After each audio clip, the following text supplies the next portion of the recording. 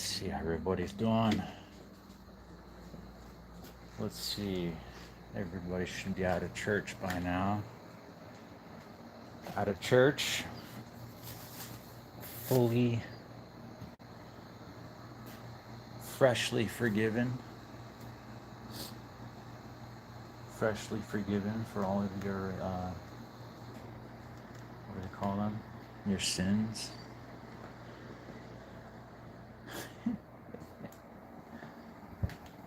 I think that was probably my biggest beef with religion as a child.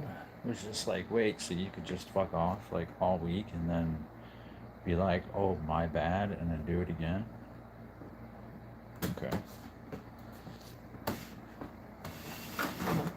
I guess it's a little bit more nuanced than that. I just didn't like it. So welcome to live chat.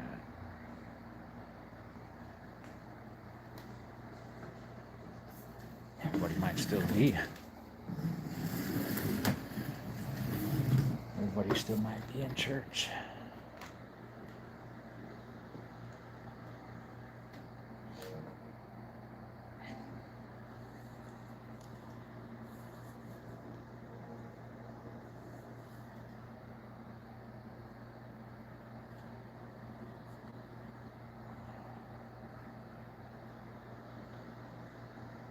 Oh, we got somebody.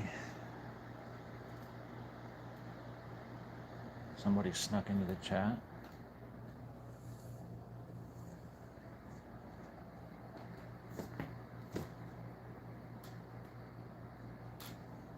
Hey, long time no see, broski.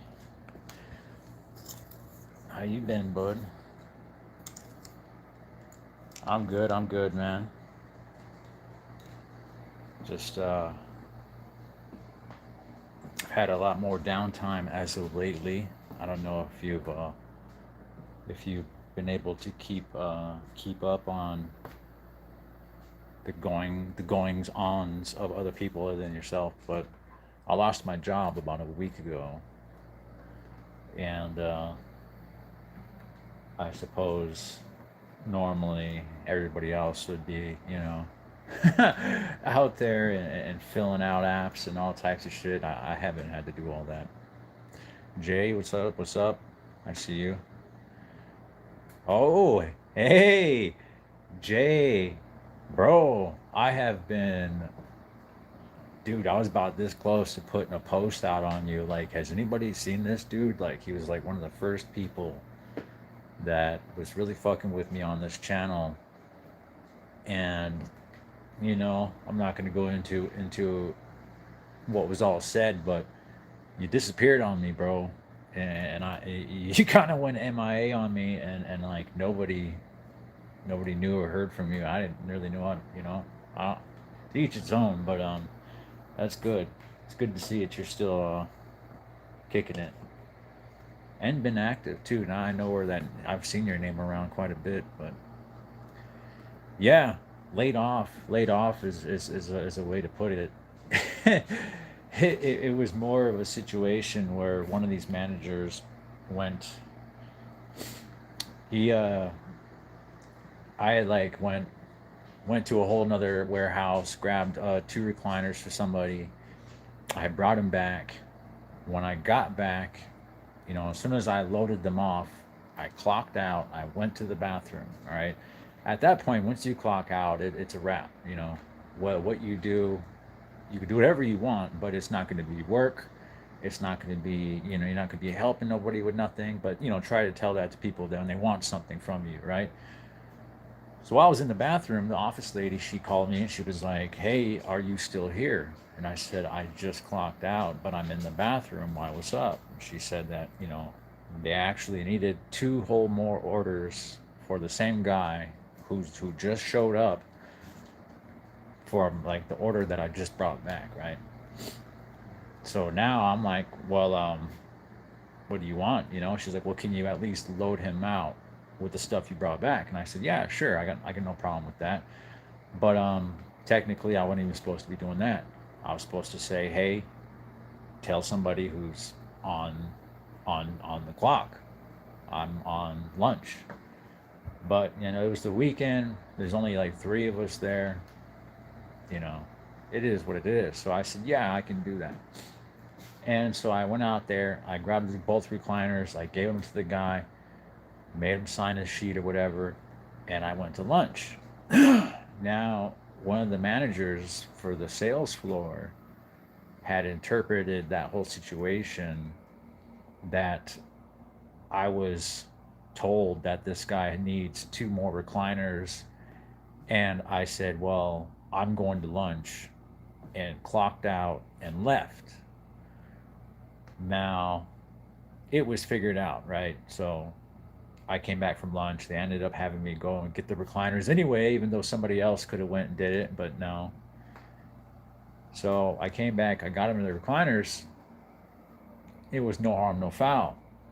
But I pulled that manager up. And this is the part where a lot of people wouldn't have, but at the same time, I can't have him continuing to believe that I chose, that that's how it played out, and that's how I would let myself be perceived.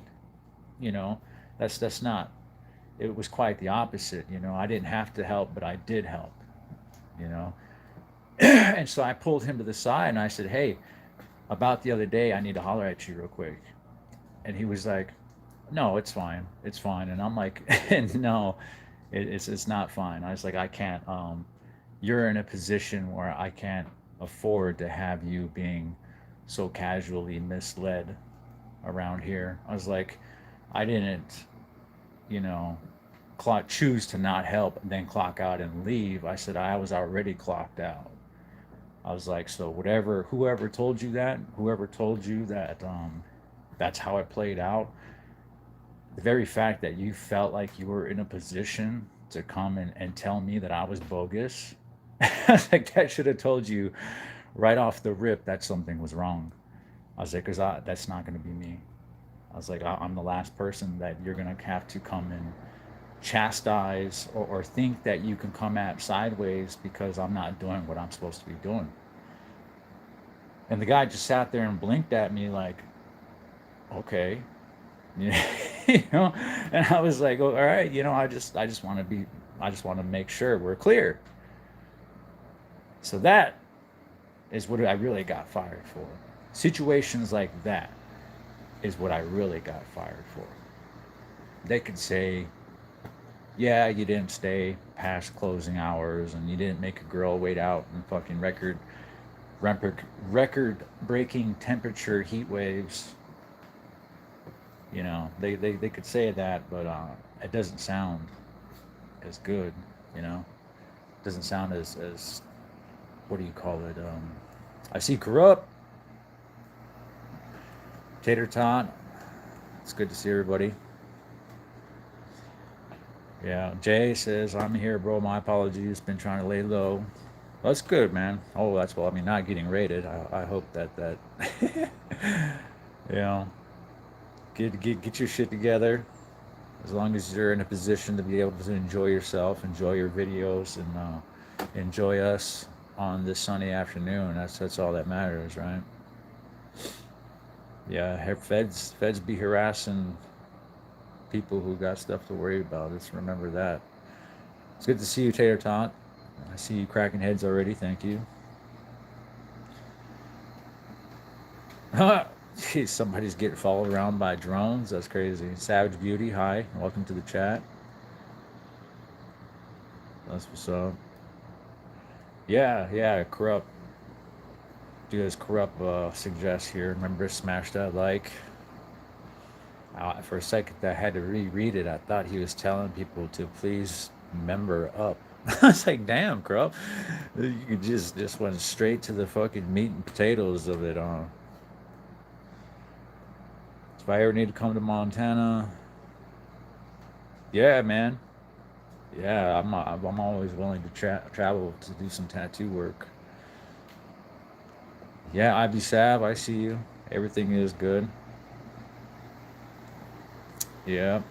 Corrupt needs some ink. Everybody needs some ink. Ink and positive vibes. Positive vibes to everybody. Oh yeah, corrupt. Jay Caton right here. Jay Caton is literally like one of my first day oneers. Like if you go look at one of the very first videos that I post, that's not strictly something to do with a gaming. He's in the comments, and we were chopping it up in the fucking comments, man, and like this long ass fucking video I made that had everything to do with my out of body experience from ODing on K2. That was for him. That was for him to enjoy. You know, like I only had like at the most a couple of hundred people that were stumbling across my content at the time. So yeah, I was getting like 20 views and shit. So the people that were engaging with me, you know, they were making suggestions and stuff, and I was accommodating them. But yeah, Holly too. He's been around since day one too, man. Polly, they it's not even that. Like everybody wants to deal with the stand-up dude until they get stood on. That's a saying. I've never heard anybody else say that. I have written that in my profile, bios, and all types of stuff because it's something that I've learned from my experience of how I carry myself in the feds. Everybody wants to deal with somebody like that doesn't have to be told what to do, ever. But people are human, right? They make mistakes, and especially people out here, when they think that they're because they get paid more than you, that they are above you. It's like you are above the fucking salespeople. You can let me know that somebody that you sold to is here, but beyond that, making sure like coming and hanging over my shoulder and making sure that I load them out, what I order, what I load them out, the order in which I load them out, like kick rocks. How I do that, that's on me and my crew. Oh, I see a lot of new faces. Somebody wants to Mexico win the World Cup. Wow. I want it if you want it, bud. Nice hat, thank you. I appreciate that. Nice tats. I got some. They're all prison work, so thanks for all the mods. We're up. I'm gonna mod you up, man. We need some. Just when you do happen to stumble through here, I know that you're not gonna do anything that's gonna embarrass me, because then I'll have to turn it up even more on your ass. I already do be picking on you.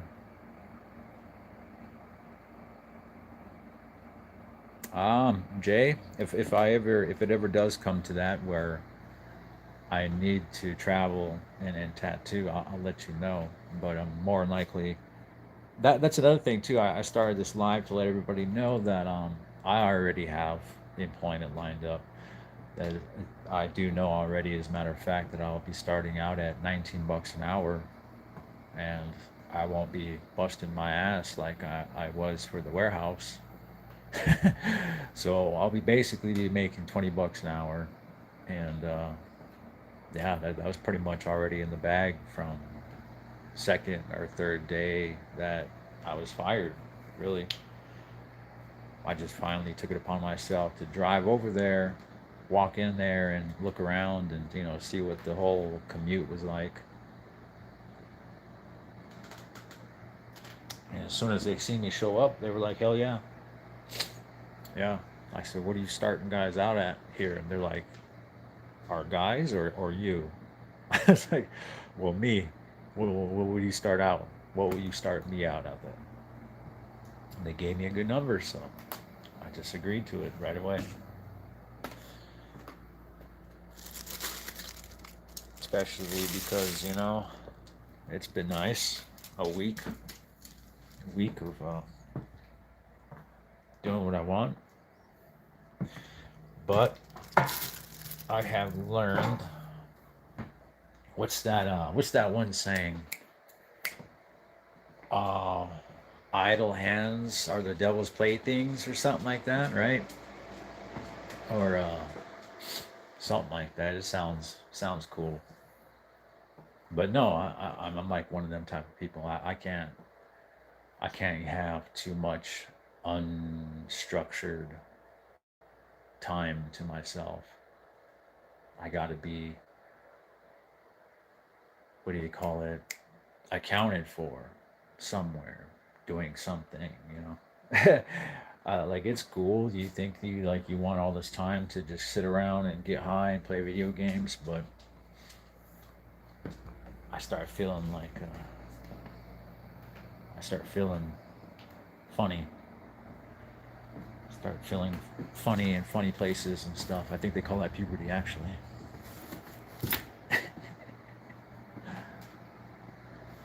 Oh, let's catch up on comments here. I see someone asked what res I'm from. My family's from Rosebud.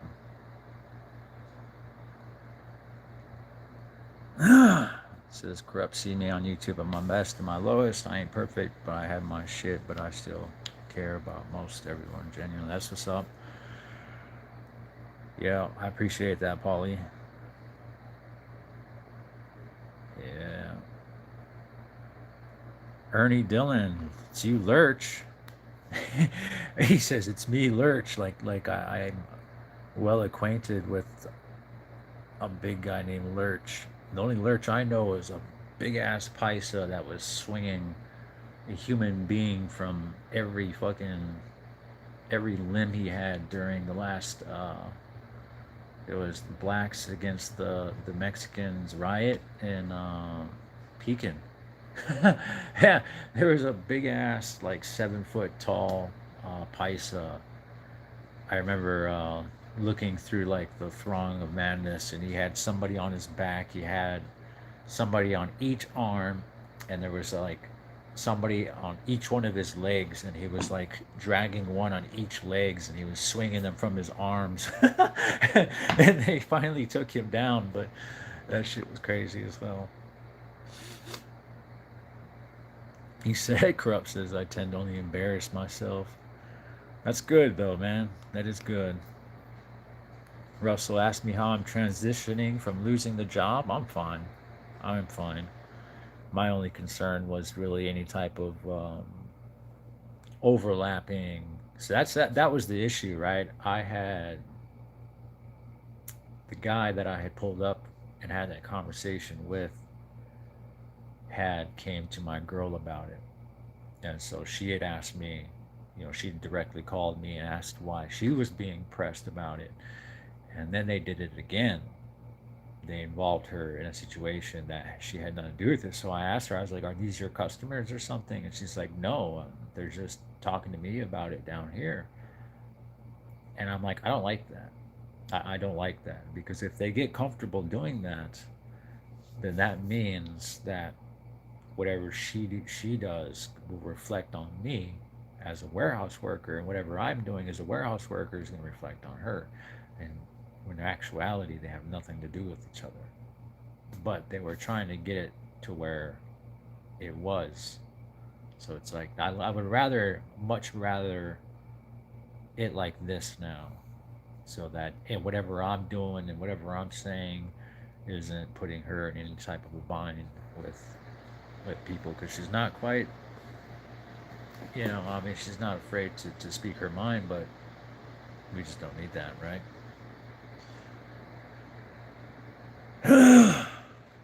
That's exactly what it is, Tater Tot. They're expanding with they're expanding more with less. They're expecting us to do a lot more with what they've been doing.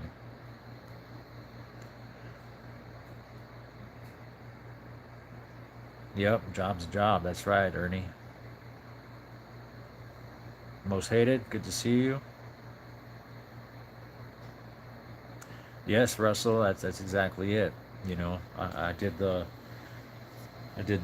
whole busted my ass, literally 9 to 5 thing. It's good. I think it's definitely good for every man to know what it's like to, like, physically exert yourself throughout for your to support your family. You know, Now I'll probably be standing around and cooking for these high end people, these guys coming in on their yachts and shit, and rich laughs and shit. I'll be listening to that with these imported foreign beers and see kind of garnishments I'll be putting on these well done seasoned steaks.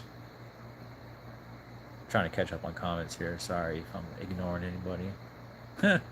Sandra Horn, it's not a get together platform. No, it's not. Jay Caton says I'm chill. Get some barbecue smokes. That's good. Barn Dog, good to see you, bro. Yeah, Ivy said I'll probably be doing line cook. I mean, shit, starting out almost $20 an hour. I mean, it's probably like, the only time I've ever hated cooking is like when the rushes are fucking insane. When the rushes are crazy, but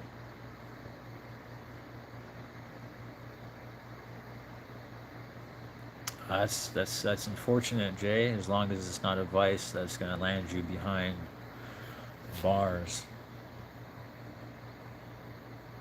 Mad Matter 2-0. I don't know how to say your name, bro. What's up, man? Yeah, see? Yeah, being disabled or retired or whatever, you get too much time on your hands. And I used to do engraving on cups. And as a matter of fact, I would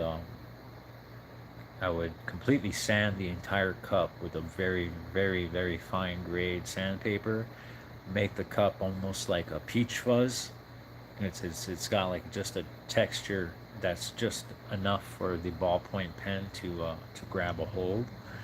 And then I would draw. I was drawing faces, like portraits, letterings, all that stuff, and then we would lacquer. We would clear coat the entire cup, and like a lot of clear coating and the buffing, all that. You get it on there super thick, and it's like shining, and plus it makes like the ballpoint ink like really kind of like bleed through and kind of like almost glow. So like red and blues and stuff like that. That shit would really glow, really pop. Um, they weren't assholes about it, man. They let people keep the cups, and I was selling the cups for anywhere from like 20, 30, $40, $40 a cup for a coffee mug. It was a legit hustle, but honestly, the lacquering and the buffing part took longer and was more work than the sandpapering or the drawing, all that. That getting that clear coat on there like that was fucking tough, man. Nyan December says weed psychosis. I'm a big native only lurch that was in Florence, Colorado. Okay, Ernie, was I in there with you? Because I left from Florence. I left from Florence and at the end of 18. Yeah, at the end of 18.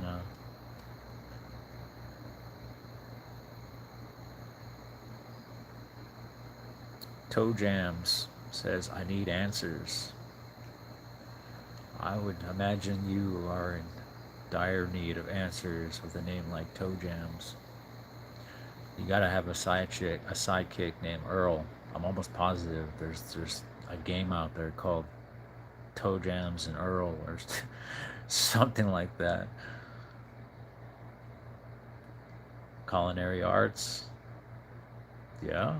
Justified, good to see you. Also, Harris, since I have been listening to you, I will say your character and your peaceful, humble, yet strong demeanor will shift the atmosphere, and these people will be blessed to have you. I appreciate that, man. I appreciate that. Pride, there was some. There was some because they were letting everybody walk, right? Warrior Society was there. We were there. Native Mob was there. Nate Pride was there. Reggie, obviously, Reggie natives were still the main native body present at that time. But shit, man, I was only there for about 3 months, and we went on two lockdowns, and both the lockdowns were like at least a month. So I was only out running around two different times, and they were only like a couple weeks. So it was enough to just really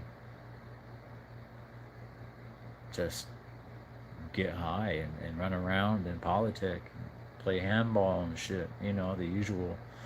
The usual. They rolled up on me one day and they peeked in my room. We just came off. We came off the lockdown. Somebody got stabbed up and died for defending their own honor, for getting stolen from. Somebody got stolen from, and they went to go and check the person who took the shit from them. And I think they brought the knife. And the person that was the thief took the knife from that person and stabbed them up, killed them. So we went on lockdown for like a month for that. And right when we came off of lockdown, we were out for like a day. We were on the flats. We were coming out top and bottom, right? First the top comes out, then they lock down, then the bottom comes out, then they lock down. Do it again tomorrow, right? Switch it up or whatever. Then they'll slowly start to integrate us back into some kind of modified but normal hours as far as being outside of your cell with no movement. But we were still in the flats process, and a cop came by and he peeked in our room. I turned around, I looked at him, and I said, what's up? What you doing, you know?" And he asked if, if I was me, and I said, "Yeah, I am." And he was like, "Okay, pack up, head down to R&D." And I was just like, "Well, what?" I was like, "What? I didn't catch that." He's like, "Yeah, pack your shit." And I was like, I just like, I heard it, but he could have been yelling at me from a mile away. My cellie asked him if that meant that I was leaving. He's like, "Hold on, man. Are you saying he's leaving?" And he was like, "Yeah, man. Get your shit. Get the hell out of my unit." And I was like something clicked. Like I felt like it was a bad. It was like it was a mix of some Indiana Jones type shit, where like if I didn't immediately start sprinting out of here, it was gonna fucking cave in and trap me behind and release a fucking pit of vipers and arrows, poison dart arrows come shooting out the walls as you're fucking running by. Like I didn't know, but the whole way, all the way up until I walked out the front doors, I felt like even the guards were in on it. Like they were gonna lead me around the corner into like a group of convicts that were gonna stab me up or something. Like it was that, like trying to wrap your mind around something like surprise freedom, like legit, bona fide surprise freedom. It feels like a bad joke, because the last I had heard that they came and said, "Hey, we're gonna put halfway house in for you. You're getting close. Where do you want to get released to? Where are you trying to go to? Where do you have? You know?" And I had lost RDAP. So they say if you do RDAP, which is really hard to get through, you're guaranteed a year of halfway house, right? So without that, you can. It's safe to say you're not getting anywhere near a fucking year a halfway house. If that's what they're rewarding these people, if that's the incentive for people going through this year-long inpatient program, this fucking multi-million-dollar experiment, it's literally the government's most advanced effort at reducing recidivism that they have up to date. If you get through that, then yeah, they'll give you a year halfway house. I failed it, right? I got into a stabbing incident, went to a 23-1 program, lost that shit. I'm in the last joint that I'll see in the like the last year and a half of my sentence or whatever. And so I didn't think I was going to get anywhere near even 6 months. Even 6 months was too much that I thought. And they said that they were going to put me in, and hopefully that I got a couple months, maybe 3 months. And at that rate, um, it was still looking at like next year sometime, like 9, 10 months from now. And it was the last thing, literally the last thing that I thought I would hear was that I was getting out today. And when he said that, I started like trying to do the math, and I'm like, they gave me a year a halfway house. That's the only way. It's the only way. Just for whatever reason, I got a year halfway house when almost it is unheard of. Not everybody gets a year of fucking halfway house.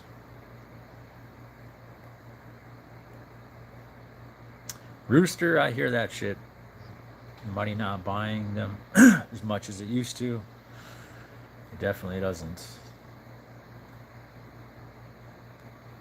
Oh, Ernie, the Montana car goes strong. The Montana car goes hard, no matter if it's one of y'all or 10 of y'all. The Montana bros are always, they go hard, man. I am a, I am always just a professionally licensed tattooist, and that will be the next few times that I'll be making money, if if I'm being like literal, you know. But it'll probably be a week or two before I'm like on the payroll for a line cook or whatever they got me doing. Cook, whatever it is, I'll be cooking regardless.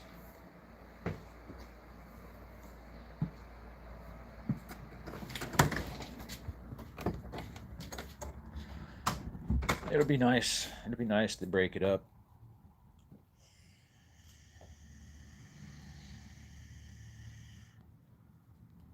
It will be nice.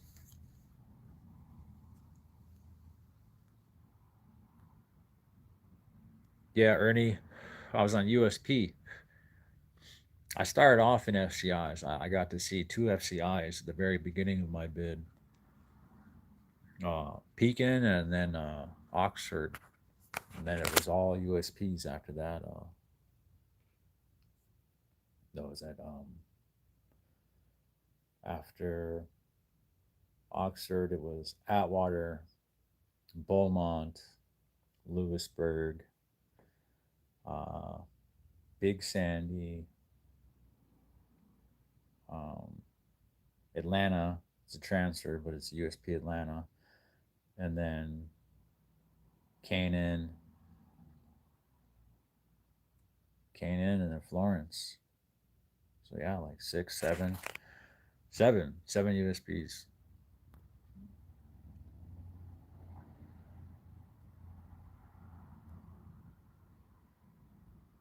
Oh yeah, FCI Florence. It probably goes.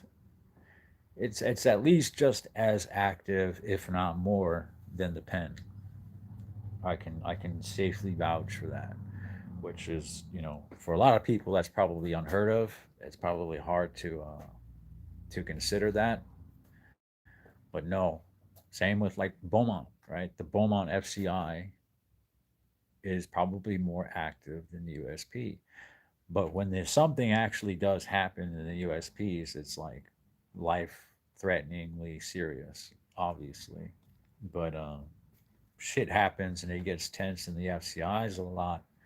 But it's over kind of petty things where eventually somebody just pays it to go away, and then everyone goes back to dealing cards and dealing tickets and collecting stamps. That's just it, man. Everything's an issue until somebody's willing to cough up the bread. It's always it. I appreciate you, Tara Tot. You guys are making my channel feel like a real channel now.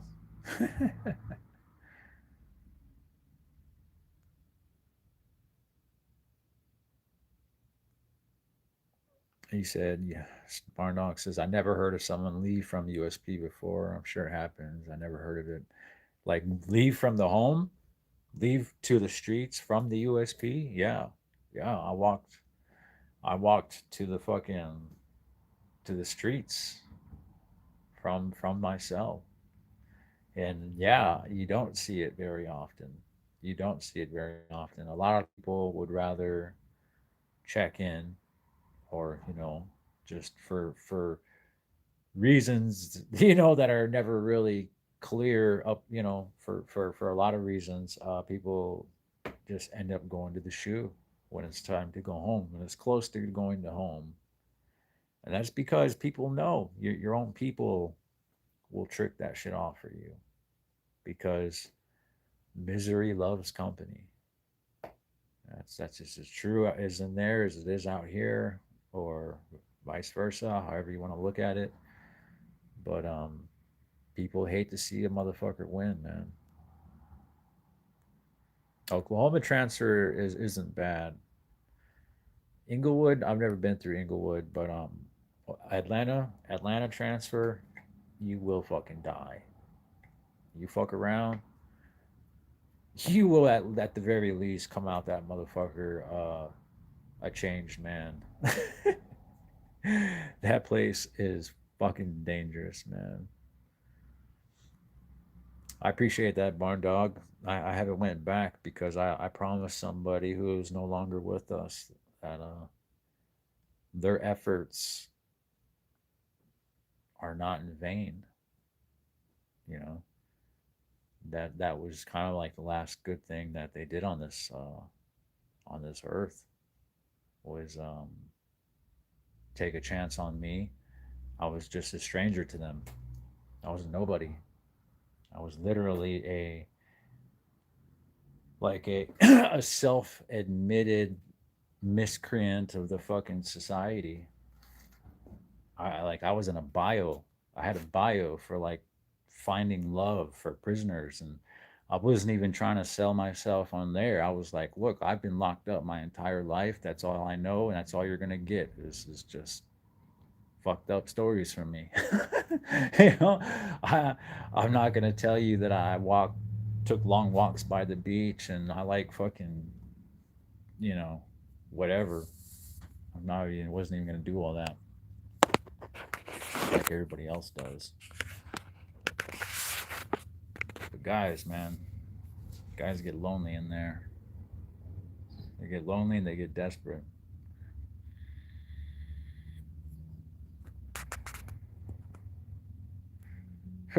Yeah, most hated. Anybody who's ever been to the feds never wants to go back. That's right. Gyro Lamb. Yeah, I got let go. I got let go for not being more more willing to uh, be talked down to. I guess you could say. Yep, it is. It's always your own to take you out. I appreciate it, Ernie. Yes, yes, it is weed. I could never give up. Pebbles is not allowed to work anymore. It's probably because you made everybody look bad. You did too much. I had that same problem sometimes.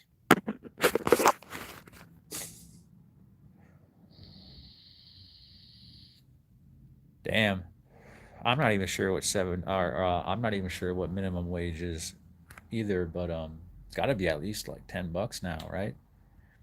Especially like, I think it was $7 when I was like a teenager. right, Pebbles? It's like if they know you're afraid to be fired, if they know you really need the job, and you talk to them like you don't care, then yeah, they don't like it. Sometimes they'll like it. Sometimes they're like, yeah, they get tired of people, kowtowing to them and bowing to them at every instance, or they get used to that and they start to demand it after a while until someone like one of us comes along and nah, you know, like my attitude has always been I'm taking a pay cut to be here, you know. And I did that because it was necessary for the whole home buying process because I didn't have 2 years worth of tax records for them to consider for a home mortgage loan as a tattooist, which is self-employed.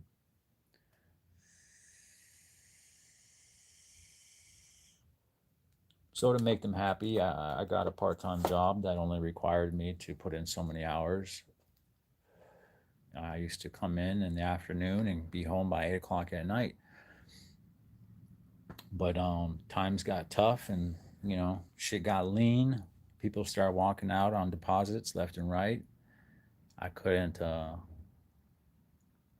It was reckless to continue depending on tattooing alone and a part-time job. So I went full time. Then they started closing earlier, and then I started having to get up earlier and earlier. And yeah, just started giving it more and more just to see where it went. They did overlook me on a promotion that I forgot about, but I didn't want it at the time. But still, it's like you look at the person that they hired, and like I love the dude that they hired, but he's like half my age. I don't know. Maybe that's my fault for being 40. I don't know, but maybe that's my fault for being so goddamn old in a young man's field. But I ain't mad. I just meant that I could do whatever I want when he was on because he sure as fuck wasn't gonna tell me no. How are you gonna hire somebody who's like low key afraid of you? You're gonna put somebody above somebody.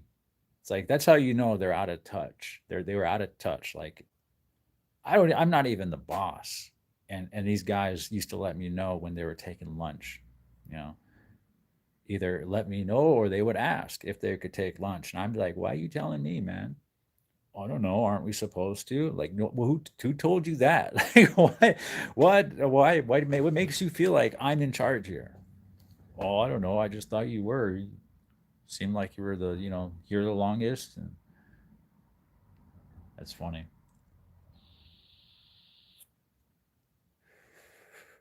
Corrupt went live. Corrupt's trying to do battle with us now. I better catch up on these comments.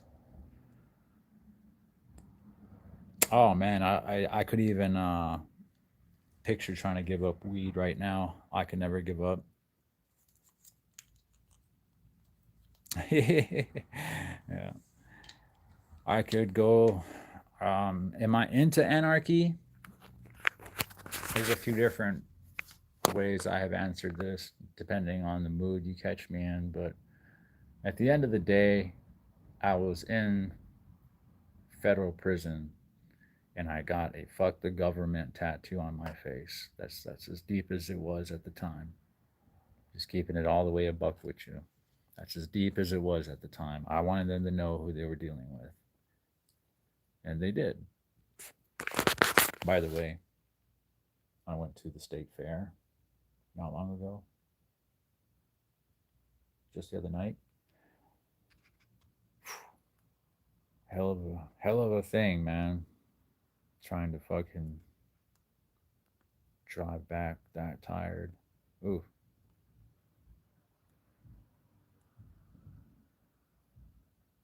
Ted Pebble says I can't use any of my good skills to work for good. Where the pride's pretty clean when you was there. I guess so, Ernie. I know that they crashed. They crashed shortly after I left. I know they smashed Warrior Society off of Florence, um, mainly because they tried to let somebody and their of one of their own walk the yard that had some bad, you know, some bad work on them. And I know that our policies require us to stand with our own, regardless of whether they're right or wrong. But if it's a situation of this guy got vetted and he was allowed in, and we're just supposed to defend him, is he not just always in the wrong then? It's kind of like, no, like, oh, fuck that. So they got smashed off that yard for trying to allow this guy to walk the yard. And yeah, they paid the price. They paid the price for that shit, man. Good to see you, 420. Slick Beats. Home buying's a scam. Yes, it is, dude. I'm glad that I was in a position. It was purely somebody tried to call my ass, but it was something that I bet that a lot of people would have thought I would have never been in a position to do, especially with all the strikes against me, right? Being Native American, um, just all the different, alcoholism and addiction, being a convict, and being, the recidivism rates, and just all these different mathematical probabilities that are heavily stacked against you as far as the odds that you would ever get out and just not go back to prison, and get out and not go back to prison, and not pick up a vice, a debilitating vice like drinking, and not, and find meaningful employment, and then actually become professionally licensed in a field of your choosing. Like, I kept adding on to all these different, like, my own character resume. An opportunity presented itself for me to chase the American dream, regardless of how late in the game it was, and I took it. I took it. So, regardless of what happens, if we have a complete economical collapse, or whatever, I can say, hey, I did own a home. I did get fucking. I did walk into the bank and ask for $250,000, and they slid me that shit. Why? Because I did what I was supposed to. I was able to play the game. I was able to play the system like any other system that I've ever recognized and adapted to. I did that in juvie. I did that in the streets. I did that in prison, and I did that in the adult fields as well. So kind of like that's also from like a standpoint of just being able to talk shit to people, like, hey, I disappeared. I got held back for 12 years, but I still got out and achieved in 7 years what a lot of y'all have been out here trying to do for the last 20. What's your excuse? You know, what's y'all's excuse? That's why no one can ever make me feel bad. No one can ever, you know, make me feel inferior for anything that they say on the web or in the comments. They have no idea. And I don't really put it all out there.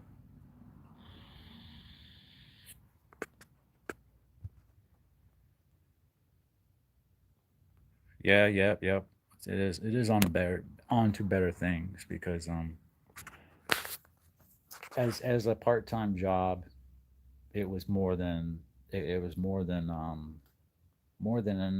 for what it needed to be at that time.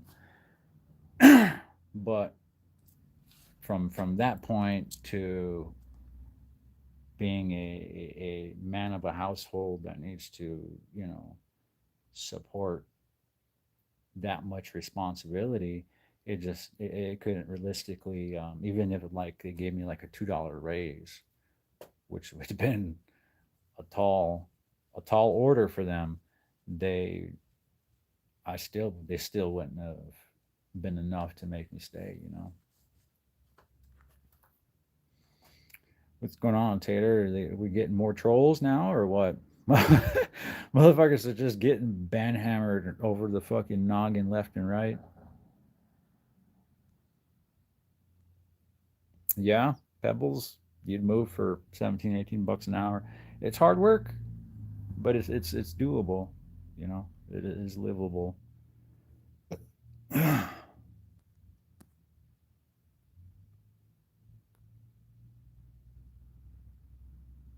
I have not, Ernie. I don't know who that is. Powder.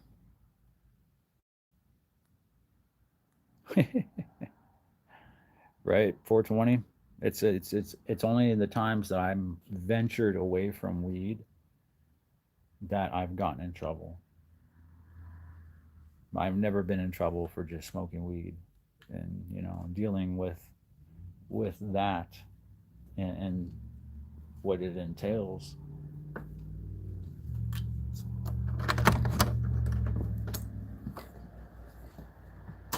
It's because weed is kind of like it's a moderation drug, right? It's the only thing that it really can get away with doing in moderation. At least I can. Everything else, it requires you to completely live, breathe, eat, sleep, shit, and die, whatever that drug is.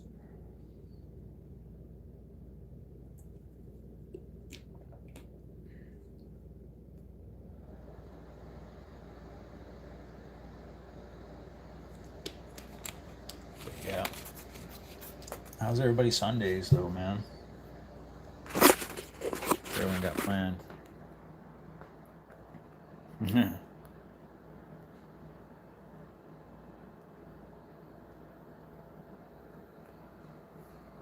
Yeah, Pebbles. There's a few jobs that I would like to have, but I'd have to pass a UA, or I'd have to be able to drive without THC in my systems, and it is what it is for now.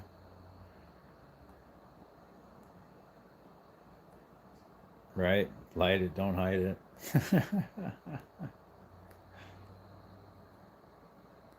Yeah, Ernie, Dub S is off of Florence. Last I heard.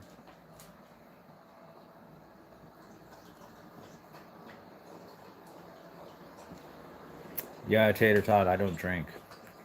I don't drink at all. I've tried a couple times. I just don't.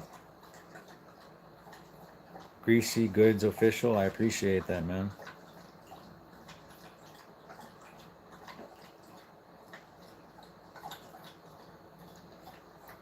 No, when I hit Florence, Ernie, I was fully, I was fully in fucking involved, man.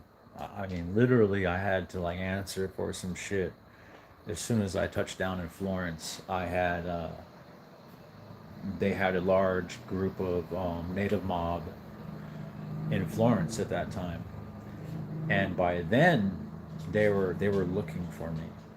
Before, the first few incidences, they were catching up. They'd find out that I had problems with somebody, and they'd reach out and they'd eventually find out what happened, and then they would know that there was issues, and then that would end up spreading before me to the next joint, and then that ended up becoming something, and then by the time they started running into me on the transfers, they were trying to get me, right. They were just straight up trying to get me. So by the time I went to Florence, Dub S and Native Mob or allies, So a lot of them didn't know that I was Dub S. I wasn't telling them. I wasn't telling any of them that. It's kind of like hiding behind the affiliation, right? Because if I would have told them who I was, then they would have had to have made the conscious decision to go against the affiliation, and they wouldn't have. So I just let it slide, right? I didn't say shit. I just let it slide, and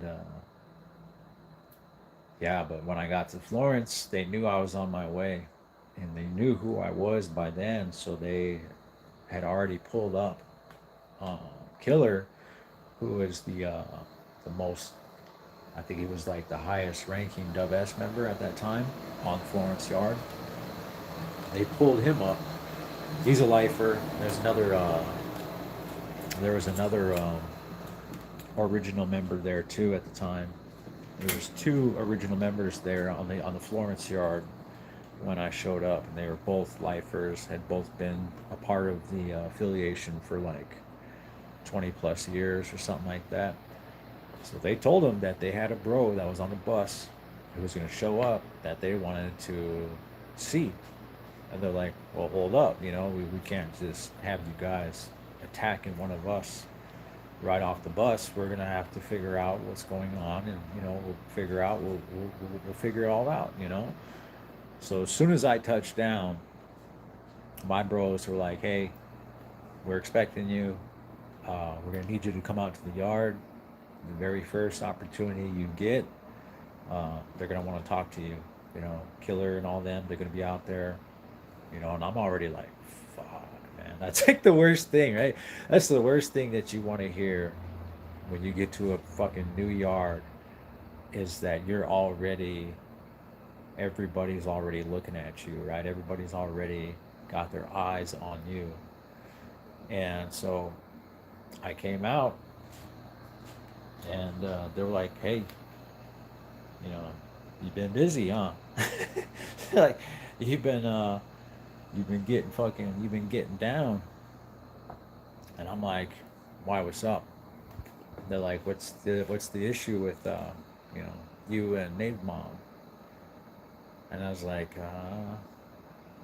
I've had to put hands on a few of them. They're like, how many? And I'm like, officially, like three. Yeah, they're like, okay, well, they know about two of them. They're like, they want to know about two of them. I'm like, what do they want? I mean, the issues they're a done deal, Like, I'm not out here fucking dudes up in the name of our set or whatever. I mean, these are group issues. These are yard circle issues that were dealt with and voted on by the yard that was present at that time. I was like, what more do they want? And they're like, I guess they just want to hear it from you, man. They just want to hear it from start to finish, how it started. Why did it go as far as it did every time? And I was like, and then what? Well, if he decides he doesn't like it, and they're like, well, then we're gonna crash. But first, you gotta let us know so that we know what we're fighting for. And I'm like, fuck.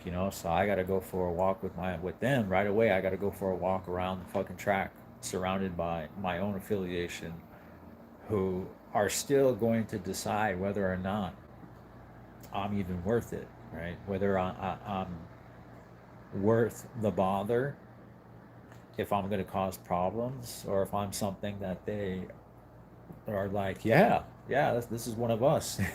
This is one of us. And it was a big deal because, as you know, Warrior Society are all not purely, they are predominantly known for being Southern, right? Southern natives in general. So it's kind of rare for a Northern native to be known as Warrior Society. And on top of that, a Sioux from North Dakota.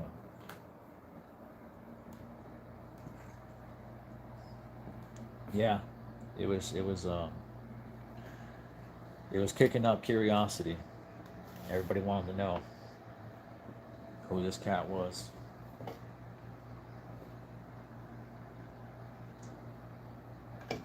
And yeah, so I went around the track with them.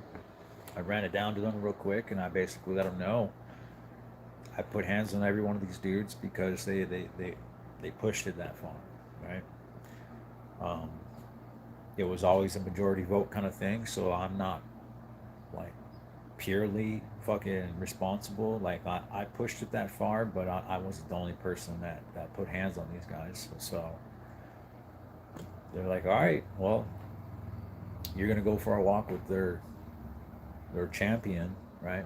The guy who was gonna fight me if he decided that that's what it was gonna come down to. And he was a big, tall guy.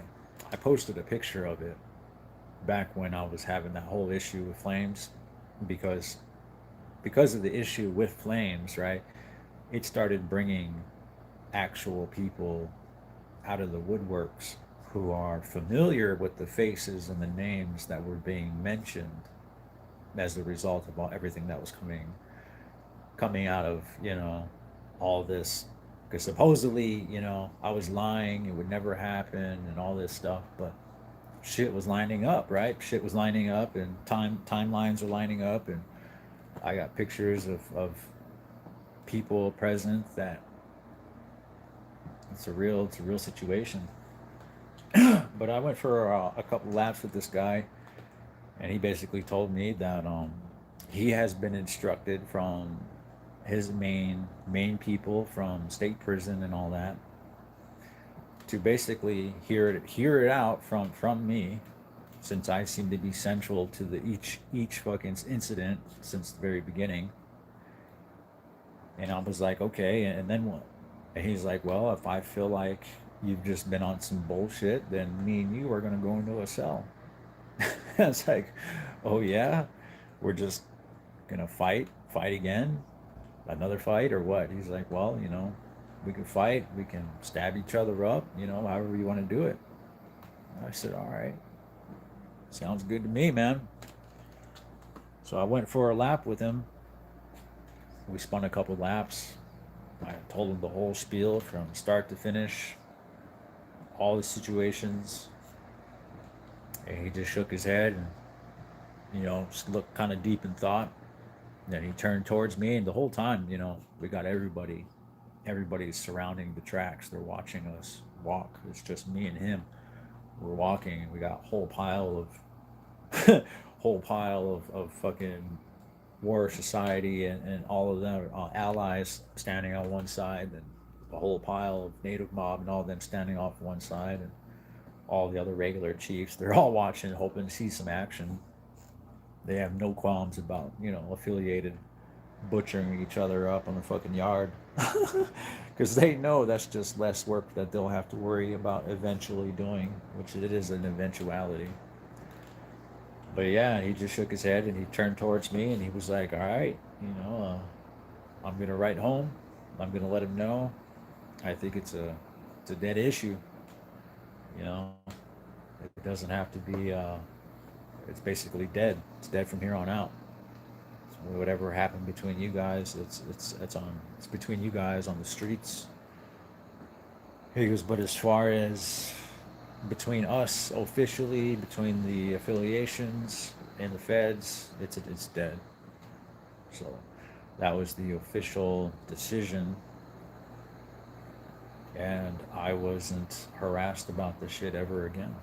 But yeah, that's literally how I left. That's like literally what I hit the yard to, and I was waiting for that to all pan out by the time I went home, and it made the wait to go home so fucking bad. Like,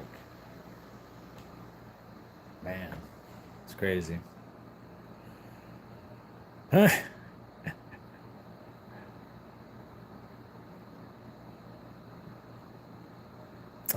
Slytherin fan, you are not. You are. No, you're not original on that. Yes, Pebbles. She's like, Danny has an amazing life story too. Yes, he does. Yeah, it has been hot. It's been hella hot. Paulie, I appreciate that, bro. It's always a pleasure to have people here in the live. Shit. I started the live up and there were nobody in here for like a good 5 minutes. I was like, I'd never seen that before. Well, hopefully, Paulie, we'll see you on another live soon. Ernie, back to work tomorrow. I hear that. Yeah, 420. Weed keeps me it keeps me I guess you could say leveled out. Otherwise I don't think too much.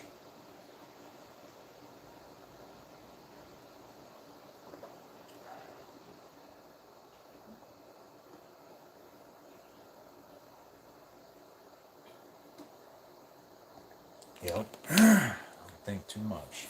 We've already hit an hour, man. That's crazy.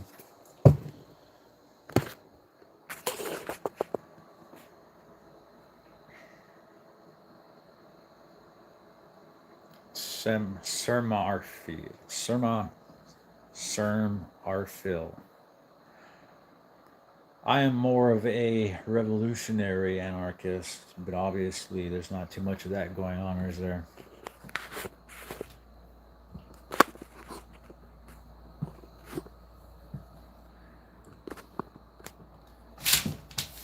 Yeah, Ernie, you already know. You already know that tension, man, is a one of a kind of feeling, man. Let's go outside.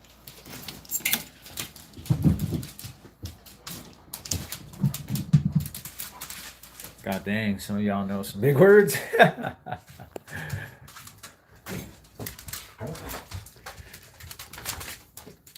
I appreciate that, Pebbles. That's probably one of the biggest compliments that I can be paid. Somebody feels smarter. Usually, somebody feels dumber for listening to somebody. That's enough.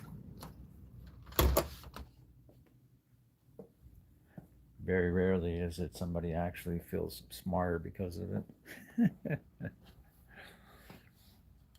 Hippocrates,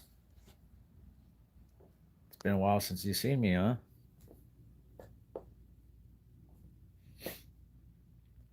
Well, it's good that you're here now, man. That's right. You're essentially a walking mirror. You show people what they show you.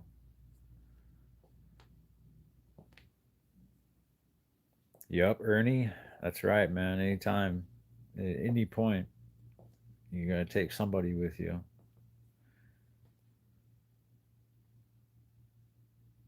Indiana, Indiana wasn't where it was at, huh? Yeah, yeah. The handball game that I was gonna. Hey, I was. They really had me thinking about it again too, and I'm like, man, with like the mechanics, the different world engines that they have now, like how far mechanics have gotten, just pressure sensitive and all that stuff. There's some ways, yeah, there's some ways that you could really make it kind of interesting. Maybe create a game that appeals to the actual general public and not just ex-cons.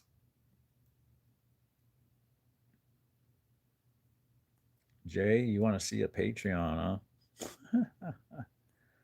I'm just now getting used to the idea of memberships.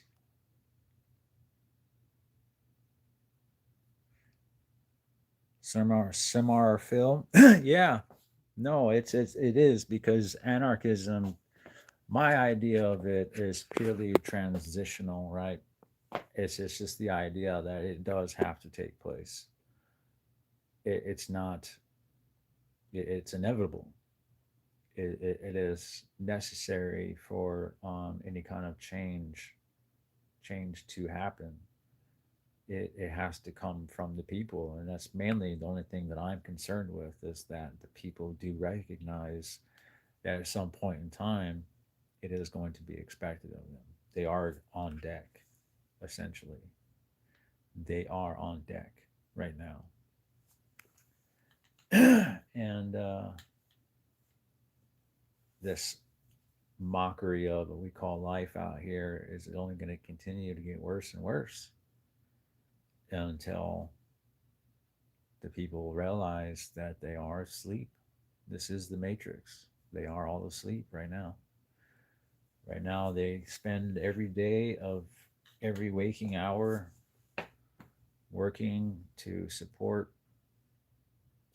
and own things that are not theirs at the end of the day. That if they stop paying any given aspect of any this upside down pyramid, like you stop paying this and that stops paying that and that stops paying this, and then it all comes tumbling down. You don't actually own anything. You don't own anything. You don't own your car. You can't drive it unless you pay two or three different imaginary versions of ownership of it, or the roads, or the gas, or the tags, or the license plates, or your house, or the land it sits on.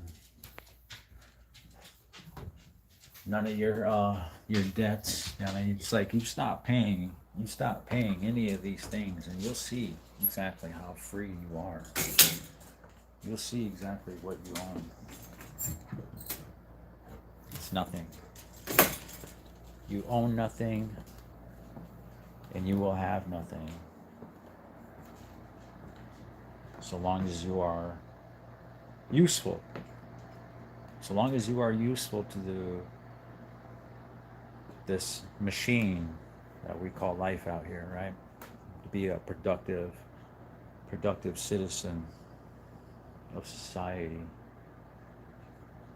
Be useful is what it is. Be an indentured servant. You are an indentured servant. We are all an indentured servant. I am willingly, consciously being an indentured servant right now. And I do so willingly because the alternative is far worse. Be free, actually truly free, in a fucking 6x9. I used to always joke about that, right? The freest somebody will ever be is locked in a fucking room with nothing to their name. Not a fucking cent to their name. You are free. And you come out here, and it's the complete opposite. The more you think you're free, the more you're actually chained. You can't go anywhere, you can't do anything, you can't get up and leave. And that's how they want you. They need you dependent. They need you completely at the mercy of what keeps the show going, right? I mean, that's money. The accumulation and acquisition of money, which is you, your time, your effort, your value as a human being, what you choose to spend your time and effort on in the day, how you make your check, how you make your money. And then they'll decide how much of that they get to take from you, depending on the tax bracket. And then that would be taxed about 20 different ways to Sunday. Again, it's a joke. It's an absolute joke.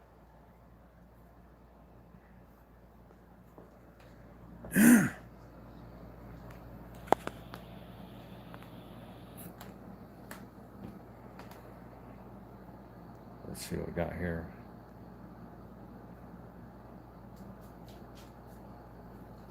Yeah, she said, I can't stand to lose brain cells watching something. Yeah, same. Keeps me focused as well. Power up on the handball game. Hey, you gotta have like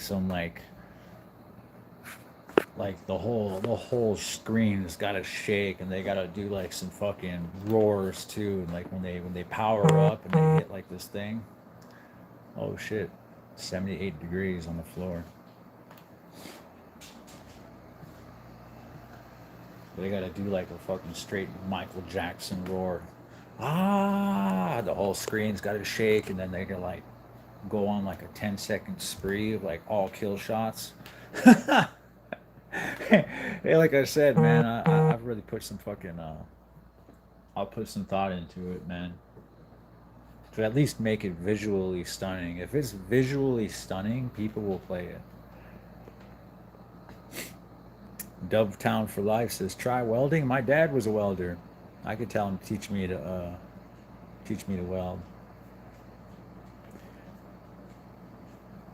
Sir Marful says, yes, if and when the laws of man create hunger and hate, then the laws of nature will come and do her thing. Yes.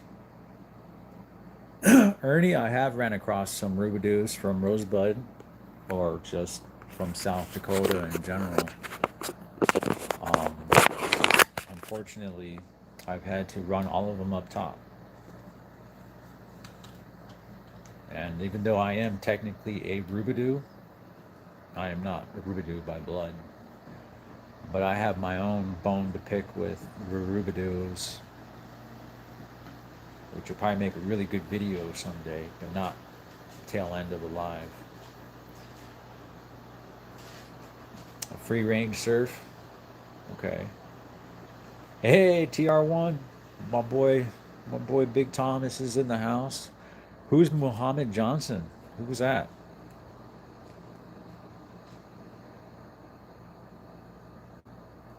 Oh shit.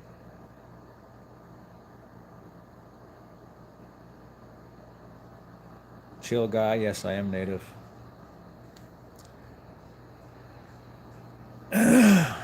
Pebbles. The day that they aren't able to tax us is the day something equally as rare and fucking unsettling happens. Yep, 420, you're absolutely spot on with that. We are slaves to technology. I am becoming suspicious. I have my own suspicions as far as that is concerned. As soon as somebody said, how come we don't get charged anything for all this free stuff, free AI stuff, free this, free that, right? That's when it really started tripping me out. When somebody said, how come we don't get charged for this shit? It made me want to throw our fucking phone away, turn that shit into fucking molten sludge. You just don't know. You don't know what you're agreeing to anymore these days, man. Dave Butery, I really appreciate that, man. Yeah, a lot of people probably don't know me personally.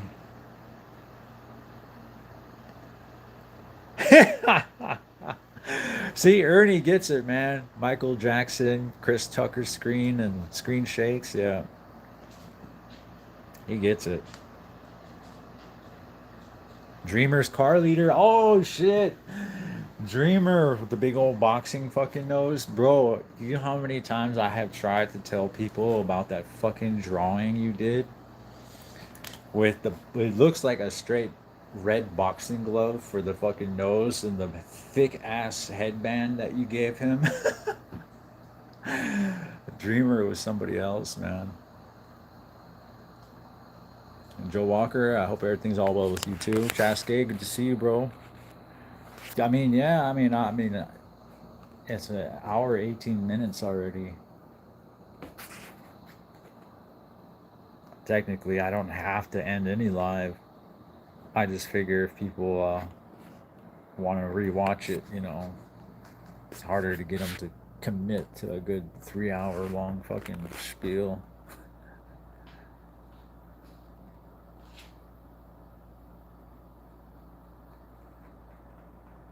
I have not ran across any Catons. Caton, yeah, no. If I would have heard Caton just on its own, I wouldn't even thought it was native. Yeah, they are mass storing data, but on top of that, get out of there. But on top of that, we're being listened to, watched, just at will through devices and stuff that shouldn't even be able to do it.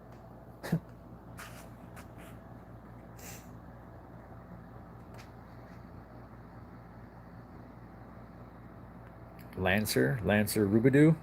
Never heard of them. There is a subscription for everything, yeah. And now it's just we're heading down avenues of like mass monopoly where like we're not even going to have the option to like look at Sony. You know, Sony is going to stop selling physical copies of our games now. So now if you don't have that shit in physical form now, you will only ever have access to it digitally. Okay, so that's through their libraries, their consoles, their subset, their subnets, you know, their systems, like their everything. So everything that you've already paid for, you violate TOS, you're fucking, you're hit. You're hit. You got nothing coming now. How are you gonna get any of the old games that you played for? How are you gonna play them? You know, even if you do have them, you can't access because you can't. I mean, you know what I mean? It's like you got to be in good graces of everything now, and pay to have all these different trim levels of fucking, you know, luxury. And I don't like it. I don't like it. Owning is not ownership anymore. And now in this day and age, you guys need to, as consumers, you need to recognize if ownership is not buying, then piracy is not stealing. That's what you guys need to recognize from this point on. If owning is not if buying is not owning, then the pirating is not stealing. Remember that. Okay. Used to pour the water.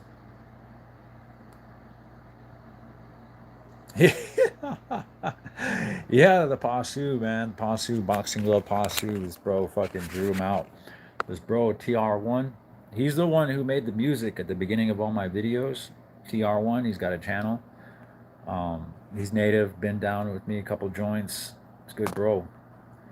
But yeah, he used to draw like these caricatures, right? Draw these caricatures. Sometimes he'd do them real fast, or sometimes he'll sit down and really, really fucking, you know, bang one out with some colored pencils and stuff. And he drew one of this bro, this chief, man. This chief had like a mouthful of empty gums, maybe one good tooth.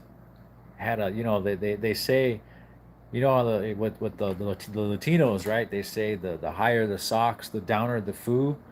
Well, the natives, they got like the higher, the thicker that bandana, the more fucking shot out they are. I don't know, but this native had a bandana that was like a crown more than anything, long hair, and the way he drew this bro up, man, you just seen this thick bandana, this boxing glove of a nose, a little chin, and like a little tooth sticking out.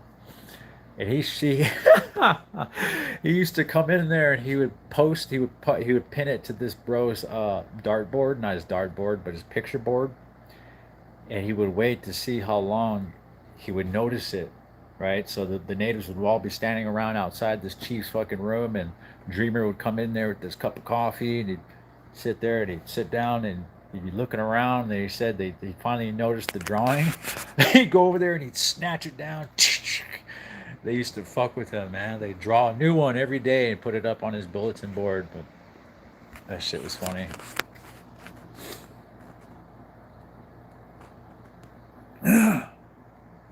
Right? 420? Man, the phones are something else, man. The phones are something else. Jasky, I have airbrushed. As a matter of fact, uh,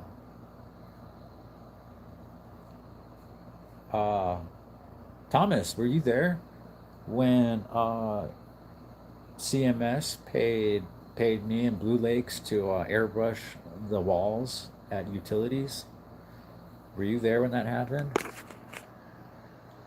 That's where I first started airbrushing anyway. Yeah, the more shot and burnt out there. They used to call him Dreamer, man. They called him Dreamer because he, well, I mean, he'd say he used to have dreams, right? But he used to think that they put a what the fuck did he say it was a plant or not a plant? They planted a chip in his head. He said they planted a chip in his head, and that they were listening. They could listen to everything that we were saying. Now this bro, this chief, he was like 50 some years old, or like a really hard, rode hard, put away wet fucking 35 or something. I don't know. But dude looked old. And yeah, he'd been down for a while, always just bumming shots of coffee. Didn't really get into too much trouble, man. But I don't know. Thomas just used to like drawing him for whatever reason. He drew him up. He used to get a kick out of his ass, man. That was not. That shit was funny as hell.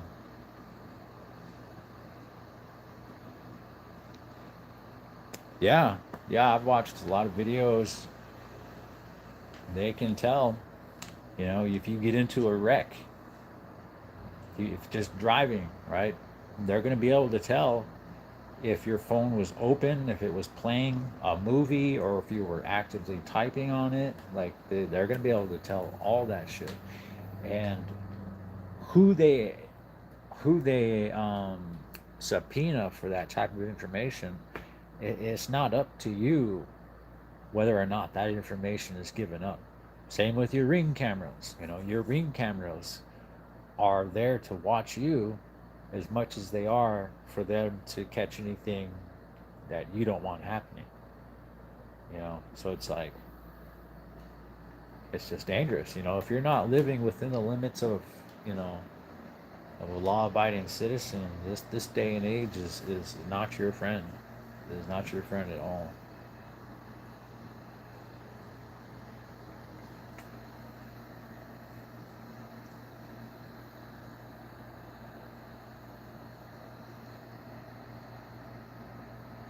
Ah,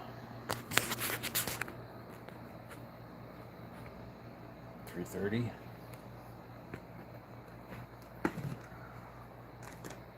I get to go to the in-laws tonight.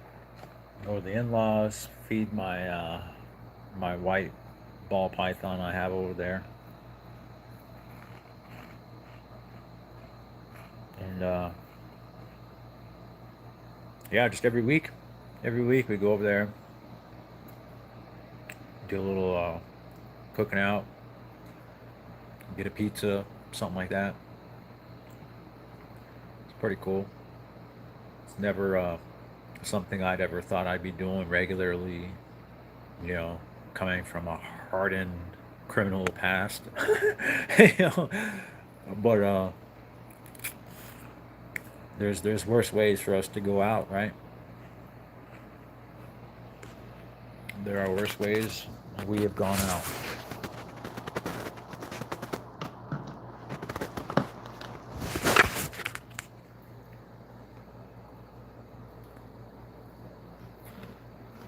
Yeah, Cascade, bro.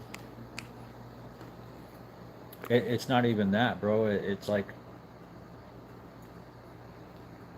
we have to boycott them entirely. We have to like completely almost destroy their stock for even attempting something like that.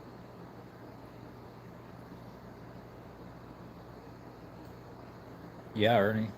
They definitely they make sure I get enough to eat. I eat a lot, man. I'm 40 years old and I still have the fucking the what do they call that? The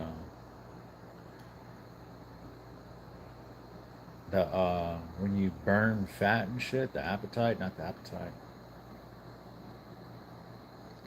I can't remember the fucking name of it. But I still burn calories like nobody's business.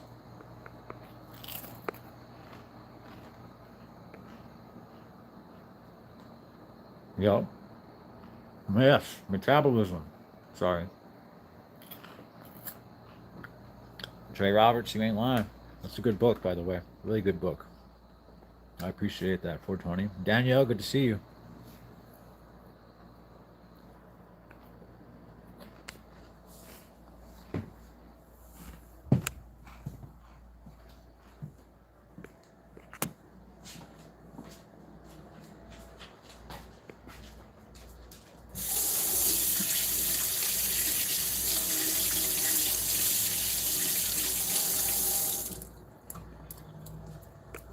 Sir, you already ate.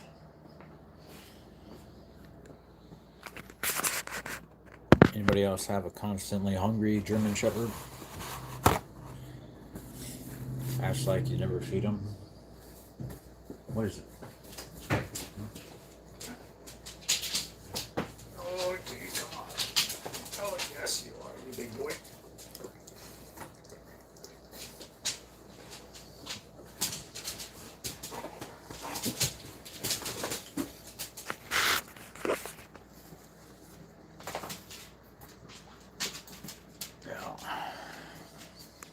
Oh, got chat still now, man.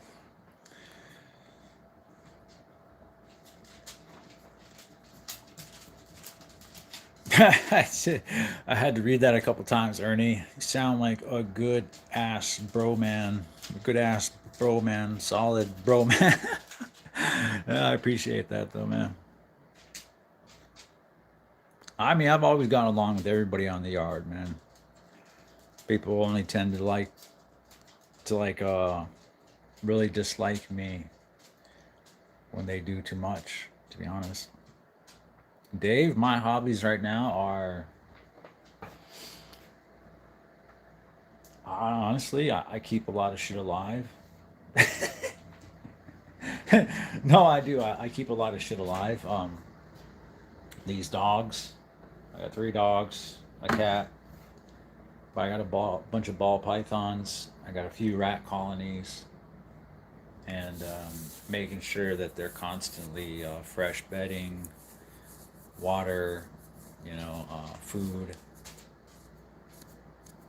Making sure the ball pythons and stuff, their enclosures are climate controlled, so I have to really be on them. I have to make sure they have so much humidity, a certain amount of temperature, a certain amount of light opposed to dark. I have to make sure they have heat lamps and or not heat rocks, but heating pads and a cool hide and I don't know who that is. I don't. You can keep on knocking, but you can't come in. Where's that from?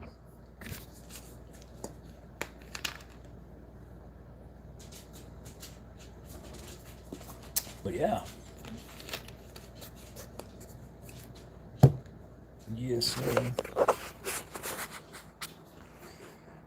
But yeah, so that, and then obviously, I like gaming and stuff. I like gaming. I like riding BMX.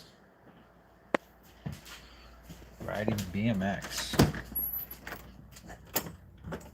I bought myself a nice bike, even though I didn't have to. It's a Haro with the extended cable, none of that gyro shit. We're not posers.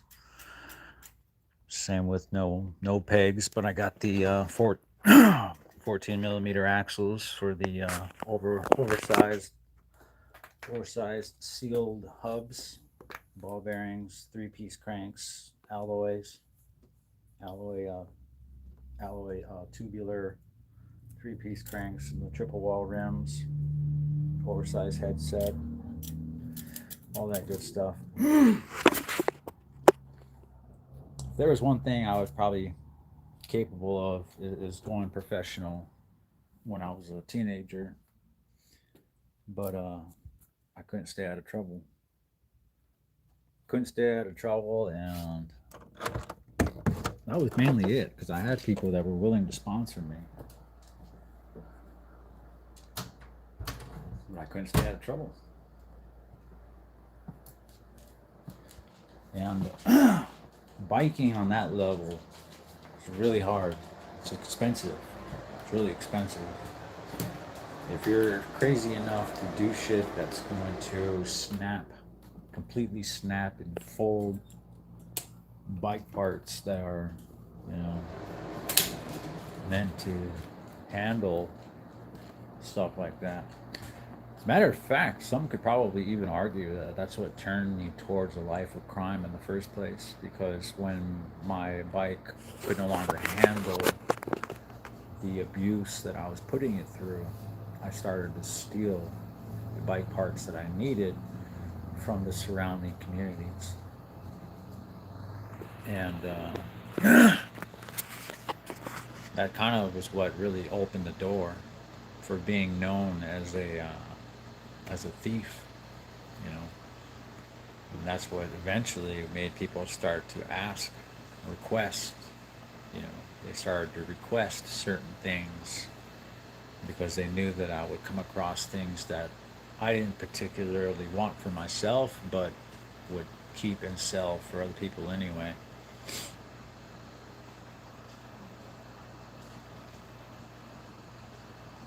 That's what's up, Ernie. Yeah, Ivy Sav, they do have some big casinos over there.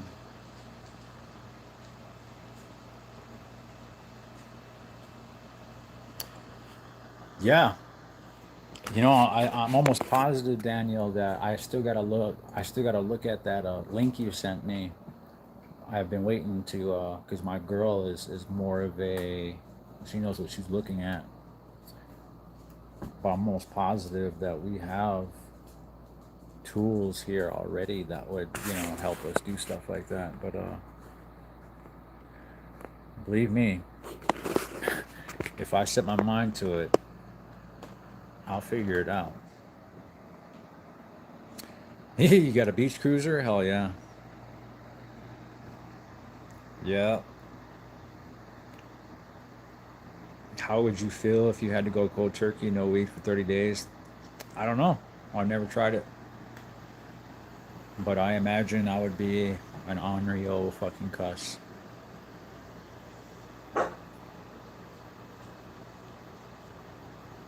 What's your favorite color of the alphabet? Jesus. I appreciate that, Dave.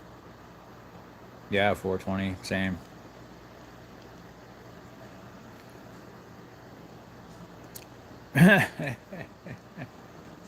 The redistribution of wealth began with the third occupation.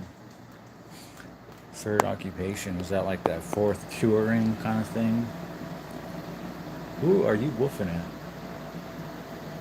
Who are you woofing at?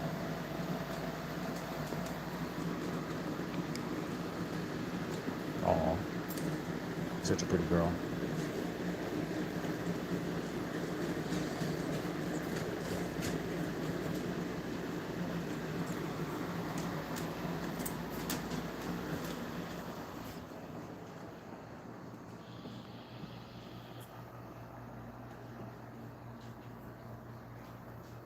I shouldn't be smoking in here. My kid's not here. He's with his grandma. The grandmama. It's nice. It's absolutely nice having grandparents around close that are grateful to have a young grandbaby.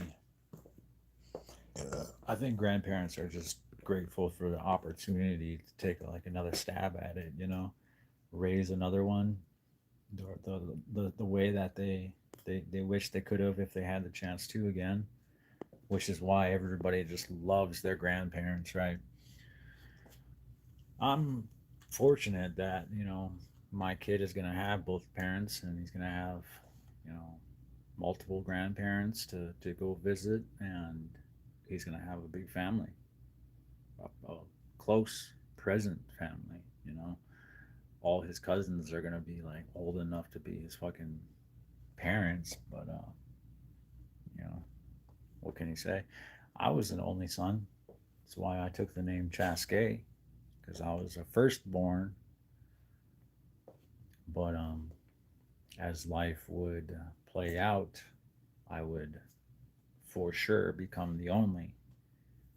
You know, uh, one of God's cruel jokes made sure of that, so I would only be an only child. So I took the name Chaskey because I knew I would be an only child.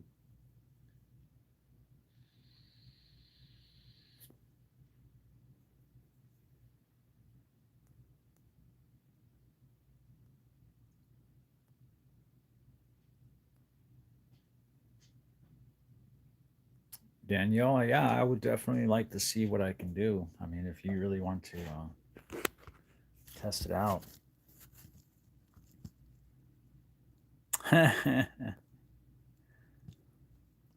First occupation was his husbandry, a combo of farming and animal handling and construction. Second, prostitution, which gave rise to instruction of marriage. Ah.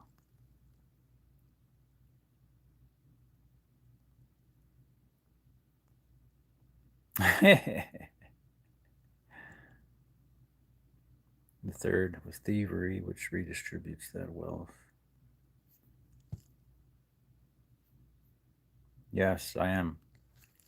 Chaz for short, right? I mean, that's just mainly because, you don't always want to correct everybody, or if they have to read it for themselves, they'll say Chask, Chasky, Chask.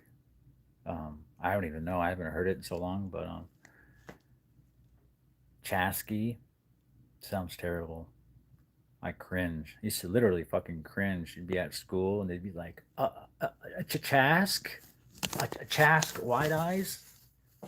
Fuck, man. It used to piss me off, right? I'd come down the bleachers with my head down, all fucking sulking and pissed off right away because they butchered my name. That's why, like, when I picked my own kid's name, I wanted a name that no one was going to struggle with. He wasn't going to go through what I went through. I appreciate that, Ernie. Yeah, Chaskey is the oldest.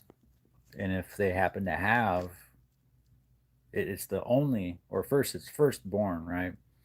And in the event that they have more children, then it becomes firstborn or oldest. That's how that plays out. Take a blinker for you if you insist.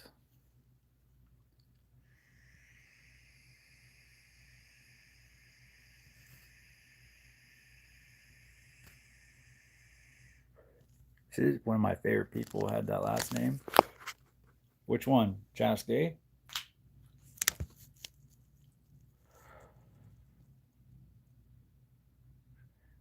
That's what's up, Ernie. Hell yeah.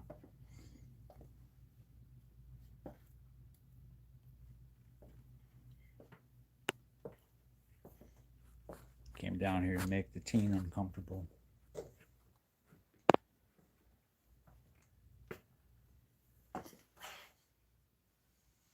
Am I disturbing your slumber? Not really. You can get up whenever you feel like gracing us with your presence. It's just me up there, so that's why I came down here to bug you.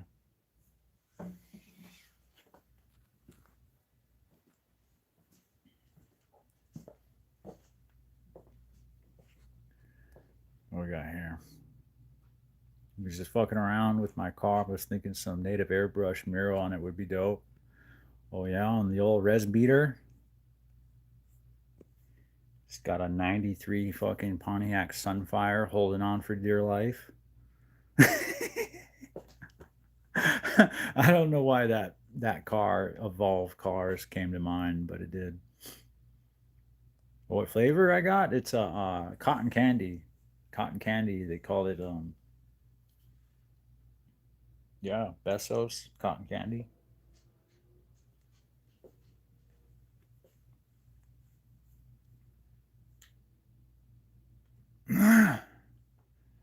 Yeah, I'll probably I still got a few hours to kill. A few hours to kill. Then I'll head over to the in-laws. I gotta pick a tribute for our white boa. We say her name is Frosting, right? Like cake, like frosting from the cake. That's what color she is. She's just like all white, completely white. But our my mother-in-law keeps calling her squeeze because she squeezes her finger when she holds on to her. So I have started calling her squeeze. Now calling her frosting sounds weird to me.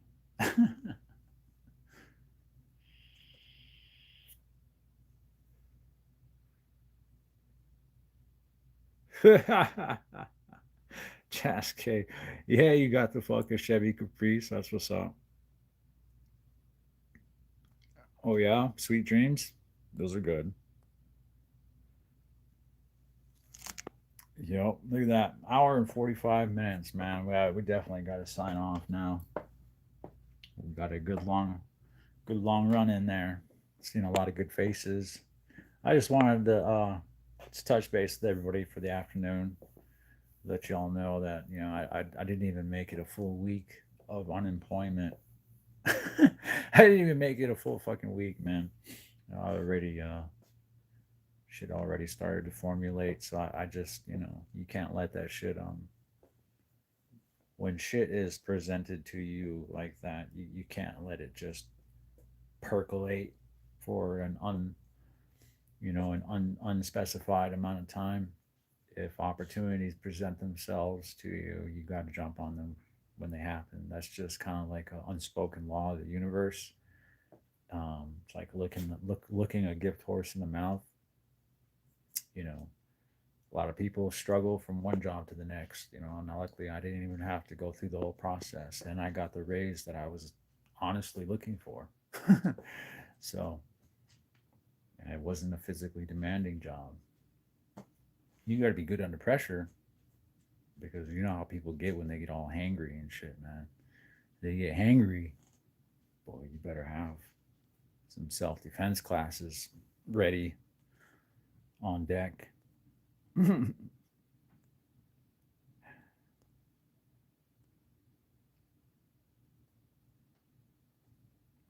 Well, 420, it's like this. I have a name that I was born with, right? That was written on the birth certificate. I haven't even gotten into this yet as far as my channel or anything like that, but it eventually will get there. I had come to learn that the name that is on the birth certificate is actually the name of the man who is responsible for my mother being kidnapped and held hostage and raped when I was an infant. So that has a very large part to do with the trajectory of both of our lives, right? Because of what happened to her, it shattered her mind, right? When it shattered her mind, she became two different people. One was my mother, the other was a man hating woman who was a black belt in Taekwondo. And that's who I grew up with. So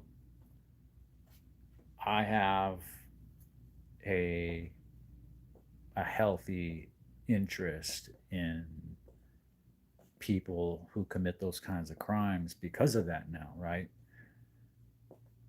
But I didn't know about the whole Rubidoo thing for some time because I would grow up a spotted calf all the way up until I was about what 10 years old. I grew up with the name Spotted Calf, not the last name Rubidoux. I had zero knowledge of that name. And the reason why we changed the name to that was so that whoever that person was didn't find me. Apparently they were looking for me. I don't know. There's more to it than that because obviously my mom had led this person to believe that they were my father. So when they found out that they weren't my father, I imagine they did some pretty fucked up shit. It wasn't within their right to do that, but we're just, for context purposes, nobody was without some degree of fault here. So at that time, back in the fucking early mid 80s or whatever, they weren't arrested. They were just picked up by the tribal police, taken to the edge of the fucking reservation, and told not to come back. So we moved off the reservation she changed my name to my cousin's, she would end up losing custody of me, right? And in that time, I would end up going to the group homes, foster homes, not group homes, so foster home and stuff. She would end up finding my real father, who was a White Eyes, and he showed up almost immediately, and he went through the courts and all that, and he was actually granted custody of me by the time I was 11 years old. So on the road trip up to Bismarck, I'm 11 years old. Like literally, it was like the day after or the day of my birthday. We're heading up to my dad's place, and he's got his wife next to him and stuff. They just got married on fucking Valentine's Day. This is literally like a couple of weeks after their wedding and everything. It's supposed to be one big happy fucking family. Yada yada yada. And he says, "Hey, you know, no son of mine is going to be answering to the name, Buck." He's like, "So, what do you? If we're going to change, you got obviously you're going to take my last name. If you're going to change your last name, we might as well change your whole name." He goes, "So, what do you want to be?" And I had always remembered that my mom used to always tell me. She used to tell me all the time. She used to always come into my room, wake me up in the middle of the fucking night, drunk out of her fucking gourd.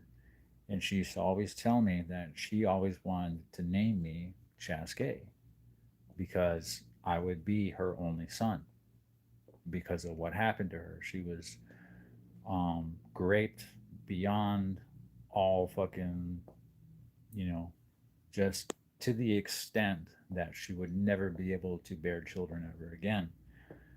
And so I'd always carried that with me.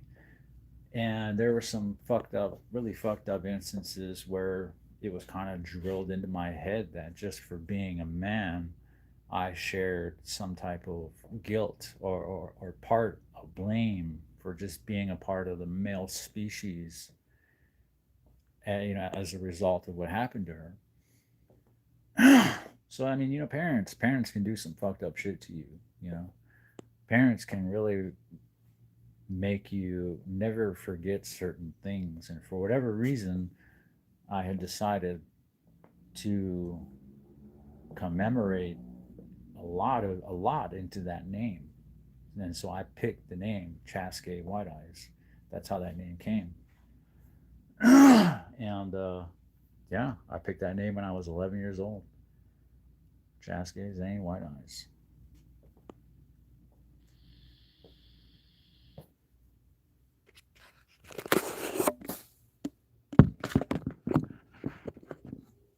There's a lot of people here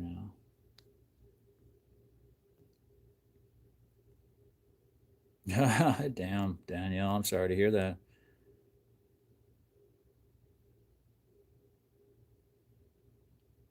Well, 420, it came close. I did get close. I was extremely close. The only thing I wasn't doing was wetting the bed. That seems to be a common, what do they call it, manifestation. There was like three surefire signs that I forget what they call it, but they call it the something triad or the something trio. But there's three surefire signs that you are raising a young psychopath, and that is incessant bedwetting, animal cruelty, and something else. Um, oh yeah, pyromania, pyromania, animal cruelty, and bedwetting. They call those three things the holy trinity of something. Not the holy trinity, but they call it something. They have a word for it somewhere in the medical research of I read it all at some point in time, but it escapes me at this point. But yeah, but at a certain point in time, there's going to have a aha moment where you realize you're going to come to a realization, and that realization is going to rob you of the ability to no longer be oblivious that you have a choice now. You have a choice to continue this part of your past to be the boogeyman, or for you to break the cycle and go in another direction. And a lot of people aren't mentally strong enough to make that decision. I made that decision when I was about 18 years old to not become a little psychopath. And I ended up still coming out and becoming a meth dealer and doing a lot of crazy shit and going to prison for a long time anyway. you know, but I suppose it was still better than becoming a little fucking crazy, a little crazy guy. But it was there. It was definitely there. And in many aspects, I still went to prison and I was a psychopath.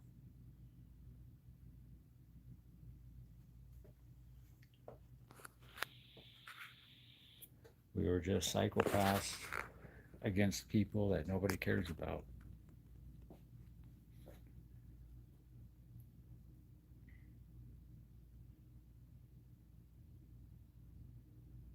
Yeah, Danielle, that's crazy.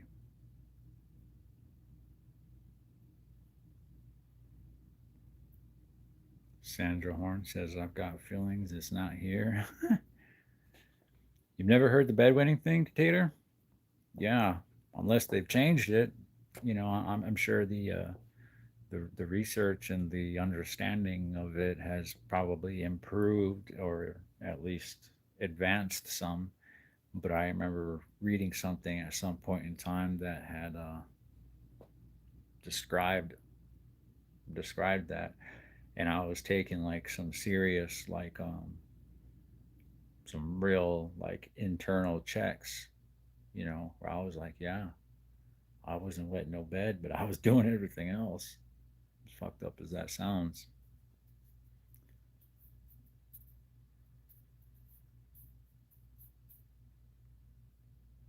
I'm sorry to hear that, 420.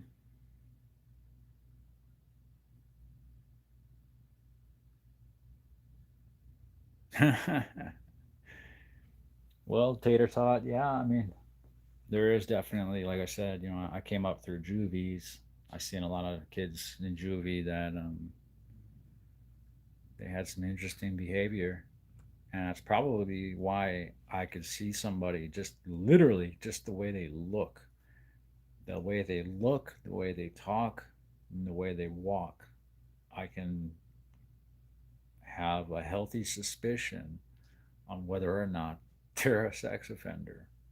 And unfortunately, when I've made those silent guesses to myself, I'm probably accurate 80% of the time. That's fucked up. It's a fucked up thing to say, but I know that anyone else who's been in prison out there, who's in the comments, knows exactly what I'm talking about. They've seen somebody and they thought to themselves, "He looks funny, something about him," and then bam, they find out he was fucked up. Yeah, it is. It is. It's the aura, and oftentimes there are some physical markers, if not their mannerisms. I think I read it in their mannerisms more than anything. Something about what they do, what they carry. It's a sickness. It's a sickness that some of us can see from a mile away. We may not know what it is, but we just know that there's something wrong with this individual.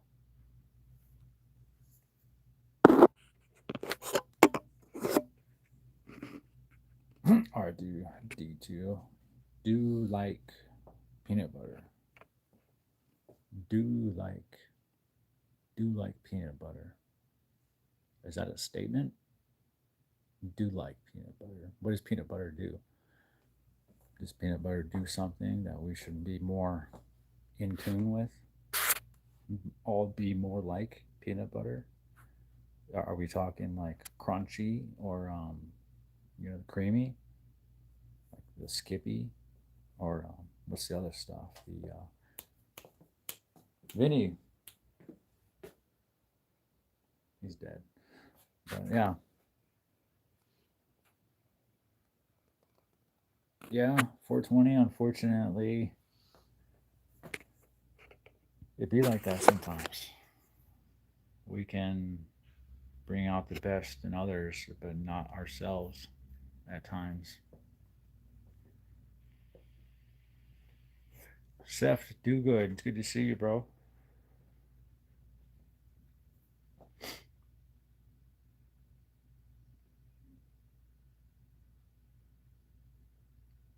Yeah, Danielle, that's some good wisdom right there.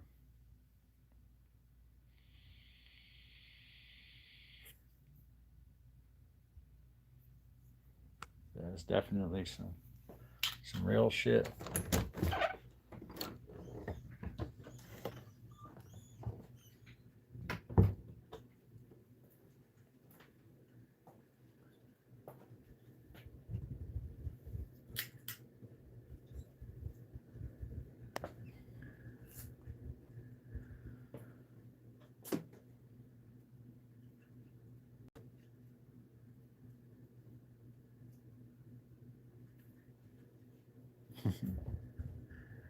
Hell yeah. Boy, we have officially passed 2 hours for a live stream.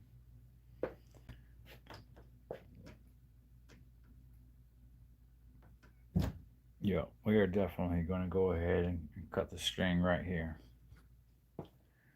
I definitely enjoy everybody joining me for the Sunday afternoon. You guys could have been a lot of places, but you were here with me, and I appreciate it.